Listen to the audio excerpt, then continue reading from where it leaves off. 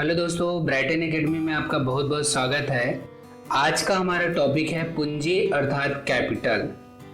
तो पूंजी अर्थात कैपिटल का अर्थ क्या होता है, इसे हम लोग 3 पॉइंट में समझेंगे। तो पहला पॉइंट है व्यापारी द्वारा व्यापार में धन कमाने के उद्देश्य से लगाया गया धन, माल या संपत्ति को पूंजी कहते हैं। कहने का मतलब ये व्यापारी द्वारा अर्थात व्यापार के स्वामी अर्थात उसके मालिक के द्वारा व्यापार में धन कमाने के उद्देश्य से।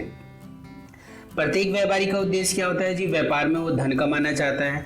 इस उद्देश्य से लगाया गया धन अर्थात पैसा, व्यवसाय में जो पैसा लगाए या व्यवसाय में हमने माल लगाया। माल का मतलब क्या है जी? जो हम लोग कच्चा माल खरीद के लाते हैं उसको फिर पक्का माल में परिवर्तित करते हैं, तो उसके लिए हमें माल भी खरीदना पड़ेगा अर्थात माल लेकर आना पड़ेगा।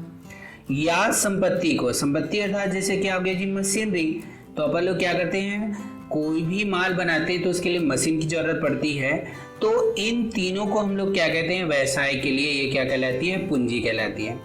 तो एक बार फिर से समझेंगे, व्यापारी द्वारा व्यापार में धन कमाने के उद्देश्य से लगाया गया धन अर्थात पैसा, माल अर्थात कच्चा माल या जिसे हम लोग पक्के माल में बदलेंगे, या संपत्ति अर्थात मशीनरी को ही क्या कहते हैं? पूंजी कहते हैं। ये तीनों हम लोग किस उद्देश्य से लगाते हैं? धन कमाने के उद्देश्य से। किसके द्वारा लगाया जाता है? व्यापारी द्वारा अर्थात व्यापार के स्वामी द्वारा। उसे हम लोग क्या कहते हैं? पूंजी कहते हैं। दूसरा हम लोग इसका अर्थ देखेंगे, धन का वह भाग पूंजी कहा जाता है जो पुनः धन प्राप्त करने के लिए हम धन लगाते हैं। तो किस उद्देश्य से लगाते हैं जी? ताकि उसे पुनः धन में हम लोग परिवर्तित कर सकें, उसे दोबारा पैसे में कन्वर्ट कर सकें। यह प्राप्त करने के लिए व्यापार में विनियोजित किया जाता है। जो भी धन हम लोग व्यापार में पुनः धन प्राप्त करने के लिए विनियोजित अर्थात लगाया जाता है, इन्वेस्ट करते हैं, उसे हम लोग क्या कहते हैं? पूंजी कहते हैं। तीसरा नंबर पॉइंट है, पूंजी को ही व्यापार का शुद्ध मूल्य या शुद्ध संपत्ति भी कहा जाता है। शुद्ध संपत्ति को इंग्लिश में नेट एसेट भी कहते हैं। तो पूंजी के दो और नाम हो गए, शुद्ध मूल्य या शुद्ध संपत्ति।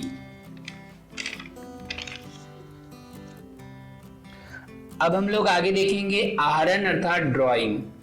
तो ड्राइंग का मतलब क्या होता है? व्यवसाय के स्वामी द्वारा, स्वामी द्वारा मतलब उसके मालिक द्वारा, व्यवसाय के मालिक द्वारा निजी प्रयोग के लिए, निजी प्रयोग मतलब स्वयं के उपयोग के लिए व्यवसाय से निकाली गई रकम, व्यवसाय से अर्थात अपने खुद के व्यापार से निकाली गई रकम या वस्तु जिसे माल भी कहते हैं, या व्यवसाय के कोषों से किया गया कोई निजी भुगतान आहरण कहा जाता है। तो इसे मैं शॉर्ट में थोड़ा से एक बार बताता हूँ, फिर उसके बाद एक बार और डिटेल में हम लोग इसको देखेंगे। तो अपने ही व्यवसाय से अगर स्वामी, अपने ही व्यवसाय से व्यापार का स्वामी अगर कोई भी पैसा निकालता है या कोई वस्तु निकालता है तो उसे हम लोग क्या कहते हैं? आहरण अर्थात ड्राइंग कहते हैं। तो वो अपने व्यवसाय से अपने खुद के उपयोग के लिए क्या क्या निकाल सकता है? पैसा निकाल सकता है या कोई वस्तु निकाल सकता है। व्यवसाय के कोषों से किया गया कोई निजी भुगतान। व्यवसाय के कोषों का मतलब क्या हुआ? कोष जिसे इंग्लिश में हम लोग क्या कहते हैं? फंड कहते हैं। व्यवसाय में क्या किया जाता है? फंड बनाकर रखा जाता है, कुछ पैसा जमा करके रखा जाता है ताकि उसे मुसीबत पड़ने पर उसका इस्तेमाल किया जाए। तो कभी कभी व्यवसायी क्या करता है? उस कोष का इस्तेमाल अपने निजी प्रयोग अर्थात अपने घरेलू उपयोग के लिए भी निकाल लेता है, तो उसे भी हम लोग क्या कहेंगे? आहरण कहेंगे। तो जैसे कि एक एग्जांपल देता हूँ, जैसे कि मैं एक किराना स्टोर चलाता हूँ और किराना स्टोर से मैंने क्या किया, मेरे घर में गेस्ट आए, तो मैं अपने घर में जो गेस्ट आए हैं उसके लिए मैंने क्या किया जी? शक्कर निकाल लिया। तो ये तो मेरे निजी प्रयोग के लिए मैंने निकाला ना, व्यवसाय के लिए तो नहीं निकाला। तो अपने निजी प्रयोग के लिए मैंने शक्कर निकाल लिया, क्योंकि शक्कर के माध्यम से मुझे क्या बनाना है? चाय बना के मेरे गेस्ट को मुझे देना है। तो अपने उपयोग के लिए अपने ही किराने स्टोर से मैंने सामान निकाल लिया, सामान अर्थात वस्तु निकाल लिया, तो उसे मैं क्या कहूंगा? उसे आहरण कहते हैं। उसी को आहरण अर्थात ड्राइंग कहते हैं। अब हमारा लास्ट पॉइंट है माल अर्थात गुड्स। जिस वस्तु का व्यापार में क्रय विक्रय किया जाता है।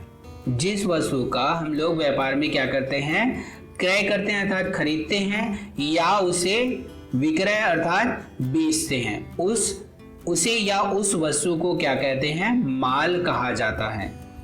समझ में आ गया होगा। कहने का मतलब यह है कि अगर मैं अपने लिए मतलब अर्थात अपने व्यवसाय के लिए कोई भी वस्तु क्रय करता हूं या कोई भी वस्तु बेचता हूं तो उस वस्तु को क्या कहेंगे, माल कहेंगे।